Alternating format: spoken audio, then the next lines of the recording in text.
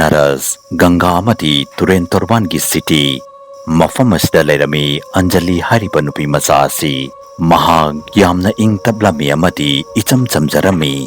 Angang oiringaidagi Mahak, Banaras ki leira khulakta chen chongjaduna chauraki. Mahaki mapapung adu, mafam adugi pandit ama oirami amati, Mahaki mama adu, housewife ama oirami. Makhoi ki imung adu, icham jaba imung ama oirami. Amati makhoi haraukta yamna nungaina leirami. Adubu nongma haraukta yamna leijaramba makhoi ki imung aduda kanaguma amagi fattaba mineng ama tarakpadagi loina mang taklami. Matami kui dana numit kharanigi mamangda Anjali beng amada cashier ki thabak ama fanglami. Adubu mahaki mamaga mapagana mahakpu yamna thuna luhongbagi haiduna hairami. Adubu Anjali di khudakta luhongbagi wafam asi yaninglamde. Mahak chahi khara thabak tawtuna paisa khara taninglami. Adubu mahaki mamaga mapagana haujiktagi mahaki afaba nupa ama thiba haurakadabani. Aduga chahi ani ahumuk leiraba matungda luhongbagi wafam asi yagadabani haiduna hairaklami. Masegi marakta Lucknow ki inakera kunba achauba yum amadagi Anjali bu makhoi mama oijarage haiduna hairaklami. Anjali bu yamna kanna themlaba matungda mahak nupa aduga unabagi wafam adu yarami.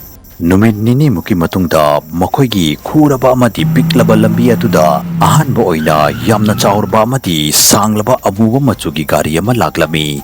Amadi Anjali gi mayumgi mamangda khamlami. Gari adugi manungdagi masak matau fajaraba nupa ama kumtharaklami. Nupa adugi maming Aditya kaurami. Aditya gi mamasu gari adugi manungdagi kumtharaklami. Aditya Hairiba nupa macha asi rasi yamna lerami. Anjali na Aditya bu Ahanba Maktada yamna pamjarami. Imung anigi manungda ngaihak wari sanaraba matungda makhoi anigi apamba tu phongdoknanaba tongana wari sananaba haiduna hairami. Aditya na mahaki sumhatpa haiba wahi kayana Anjali bu impress tawba ngamlami. Aditya masak matau fajapata natana yamna smart so oirami. Matam khara ki manungda Mahakna mahaki startup adu mai pakna semjaduna achauba company ama ohenba ngamlami. Makhoi ani amana amagi mobile number launarami amati ngaihak leiraba matungda Aditya amadi mahaki mama ka loinana amuk hana Lucknow da hanki. Makhoi na chatkraba matungda Anjali na yamna ikai hangoina mahaki mama ka mapagata Mahak Aditya bu yamna pami. Adubu Mahakna luhongbagi wafam asi yari haitringaida Mahak Aditya ga matam khara wari sanaduna mahaki mari makhong adu fajana khangdokhige haituna hairaklami. Adubu Anjali gi yari haiba wahi amasina mahaki mapunsibu pungmang manghangadori haibasi Mahak khanglamde. Aditya amadi Anjali fonda pungkaya ama wari sanarami. Nongmagi matamna haujinkibaga Anjali Aditya ga luhonglage haituna chapchana leblami. Adubu masegi marakta Anjali da mong ki thokdok kaya ama thokpa hauraklami. Nungtigi mahaki masatuda asogapan thokpa hauraklami. Nongma sandhya ama Mahak Aditya ga wari sanaratuna yansang semduna lerami.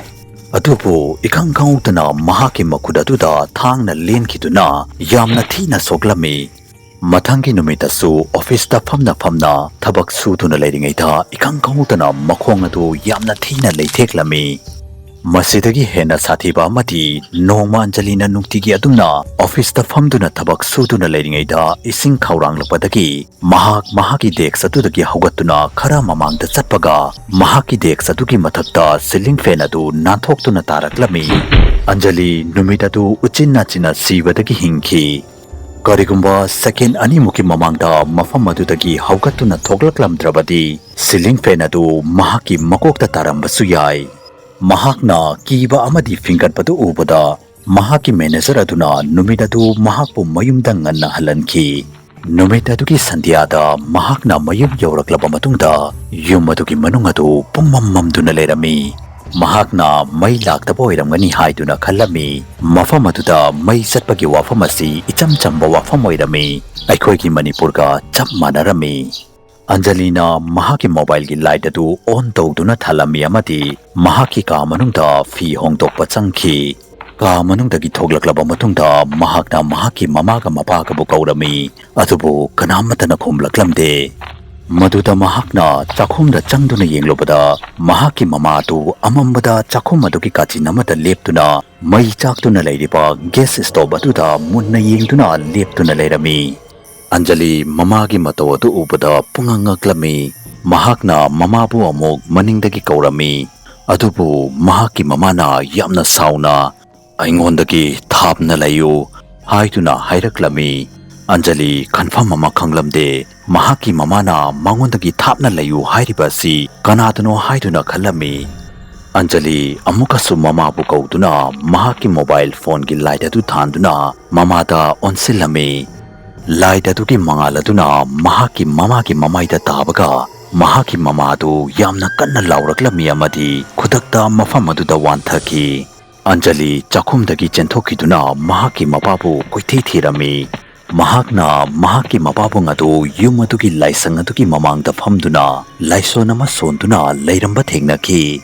Mahakna Mahaki mapada kaurubadasu Mahaki mapado karimata khumlaglamde laiso natu sonduna famduna lairami Mahakna khara changsinduna yenglubada Mahaki mapana soliba laiso natu onna tainana sonduna lairamba thengnaki haibadi maninglomdagi sonduna lairami Anjali ki makhong makhudadu punging ingtharaklami ikhang khangodana Anjali na Mahaki lukham aduda yamna kanna anaba ma fauraklami kanagumba mana Mahaki lukham aduda arumba pot amana yamna kanna tharakpa sumalami Anjali ikhang khangodana makwagadu ngauraklami amati mafam aduda wanthaduna leimaida tarami Mahakna wakhal taraklaba matungda Mahaki mamaga mapaga du Mahaki manakta famduna lerami Anjalina makhoi anibu ubaga nakhoina tawribasi karino haituna hanglami maduda makhoi anina amana amabu yengnarami amadi kaisum tawdeda haituna khumlaklami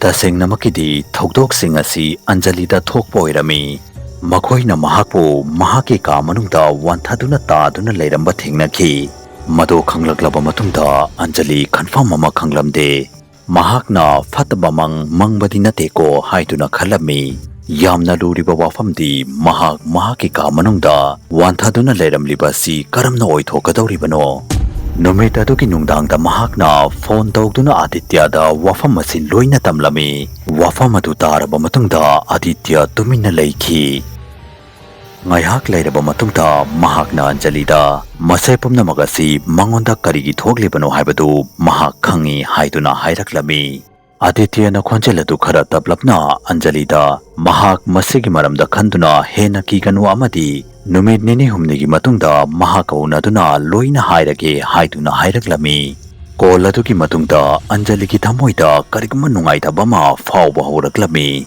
madugi mathakta Mahaki mamaga mapaga ki mong atu hanaga iman manaramde makhoi ani Anjali da sauningba amadi Anjali dagi thapna leirami Ayamba matamda Mahakna mathanta leiba matamda Mahaki nakong aduki mapanda kanagumba mana murum murum sonduna leibagum taurami Tato Mahakpu tato Mahakasi aikine atay kanamataki oiba yaroi ay nangamadi nangi mong manungbo lem na taroi pumangmangan gani Kanagumba mana Mahakpu karigumba posakamadagi thapna leinanaba haiba sumalami haukiba numinini adu Mahak karimata tawba ngamlamde mikop kuding pung kuding murum murum sonbagi khonjeladu amuka hena hengalakpa sumalami Aditya na Mahakaunabagi numidadu Anjali bu ahinga thengbada makhoigi khundagi khara thapna leiba laisang amada kauraklami Mahakna Anjali bu laisang aduda kauraklibasi kari maramgino haibadu Anjali su confirm ama khanglamde Anjali gi lukham aduda naba dusu asum hengalaklami maramaduna Mahak Aditya ga unaba chatlamdaigi ngaihak mamangda Mahaki ka manungda changduna hiblami hipna himda Mahak karamna tumthaki haibadu khangaude tumthaki baga Mahakna mangama manglami mangaduda Mahakna Aditya chingamagi manungda mathanta famduna mamidadu usilaga lai khurumduna famduna leiramba uki matang aduda masak matau fajarabi nupi ama Mahaki maningda laktuna leplami nupi aduna Aditya gi manakta famtha aduna Mahaki nakongda tuminna wa ama hairami nupi aduna hairiba wa adu tabaga Aditya gi mamid adu pangthoraklami Aditya khutakta famlamadagi haugallaklami amadi nupi adugi maningda inaduna tumina chatlami mahaki mong matawadu upadadi Aditya bu nupi aduna pungsum sumatki bagum sutaurami tapna nupi adugi masakadu ngasanganglaklami mamid adu napu masugi wairaklami amadi maya adu tumlaklami nupi adu malangda paikhalaklammi amadi ngasi fawbo Anjalina adu yamna kiba amadi sathiba sakfam adu amukta faw ukhidri ikang khangautuna nupi aduna Aditya bu thadoklamlaga Anjali da onsilaktuna munna yenglaklammi nupi aduna su Anjalina mangonda yengduna leire haibasi khangba ngamlami matang atuda nupi aduna Anjali da onsilaklammi amadi yamna kanna lauraklami Madu ubada Anjali kiman kituna makeup thoklaklami amadi Mahak khangau haugatuna famlami Mahakna gari adu yenglubada matamadu Aditya ga unaba chatpagi matamadu yogduna leirami Anjalina Mahaki mangadugi maramda khanduna leiringaida Mahakna makhoigi yumatugi drawing room dagi Mahaki mamana yamna kanna laubagi khonjel ama tarami Masegi matungda Anjali da thokiba thokdoga du karino Aditya Hairiba nupa si tasingna kanano Anjalina mangaduda ukhiba sathiba amadi akibagi saktam oiraba nupi adu kanano Thakpi Hingchabi amara masai pumnamakpu khangnabagidamag Manipuri horror story gi Thakpi Hingchabi gi part 2 taba kaubiganu Facebook ta Manipuri horror story gi Facebook page fu follow tobiramu loinana karigumba wari asu mayamna pambi taragadi channel asibu subscribe tobiramu amadi video asibu like and share amamta tobiramu Mathangi video da amu unarasi habisga loinana yangkupam loyangan bana mayam pumnamakpu kainabagi yathang nizari